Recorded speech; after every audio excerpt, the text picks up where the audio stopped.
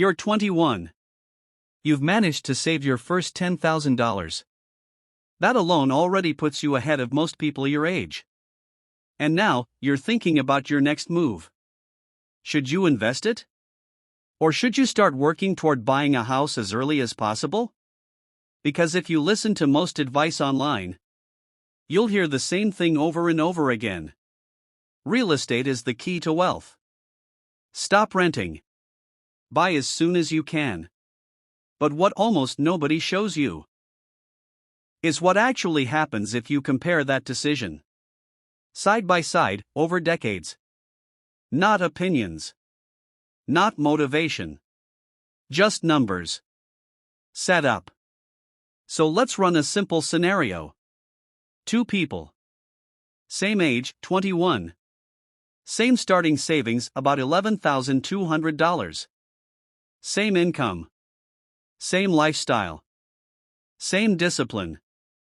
The only difference? What they do next. Person A decides, I'm going to buy a house as soon as I can.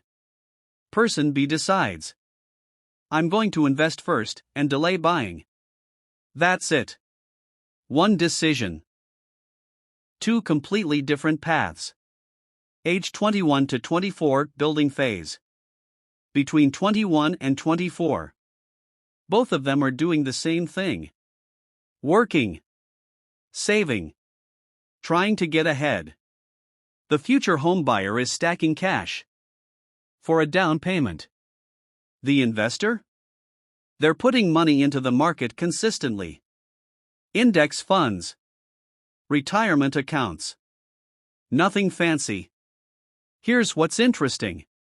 By 24. They're still very close.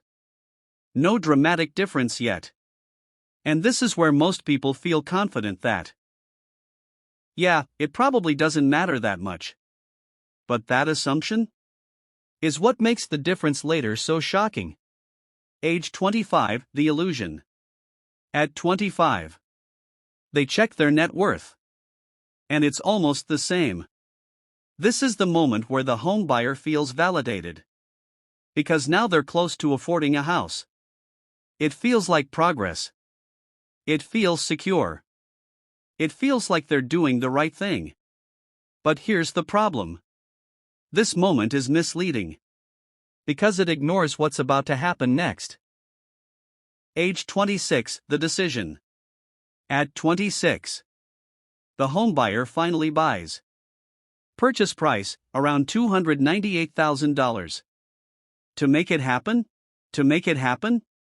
They spend roughly $70,000 upfront.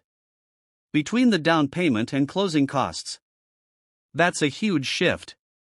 Because that money is no longer liquid. It's no longer compounding. It's now tied up in a property. Meanwhile, the investor doesn't make a big purchase. They just keep doing the same thing. Investing consistently. Month after month. No big moment. No celebration. Just quiet progress. The hidden factor. Now here's the part most people completely overlook. Monthly cash flow. After buying the house, the homeowner is spending about $800 to $900 more per month. Compared to the investor. Mortgage. Taxes. Maintenance. Insurance. It adds up. And again, it doesn't feel huge. $800 doesn't sound life-changing. But the investor takes that same $800 and invests it every month. For years. This is where the paths start to separate. Not because of one big decision, but because of small, repeated ones.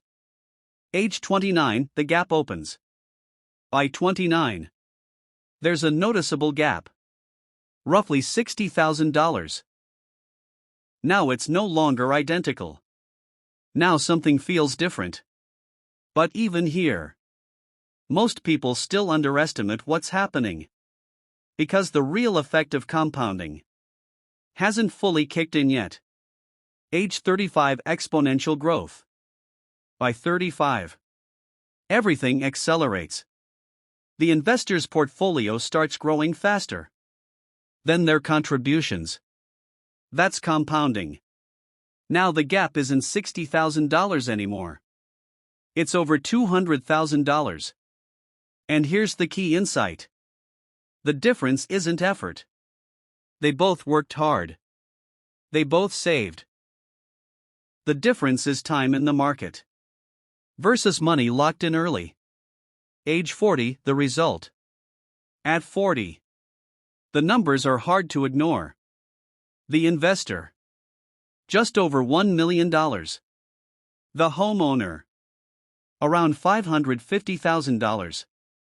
That's a difference of more than $500,000 from one decision made years earlier.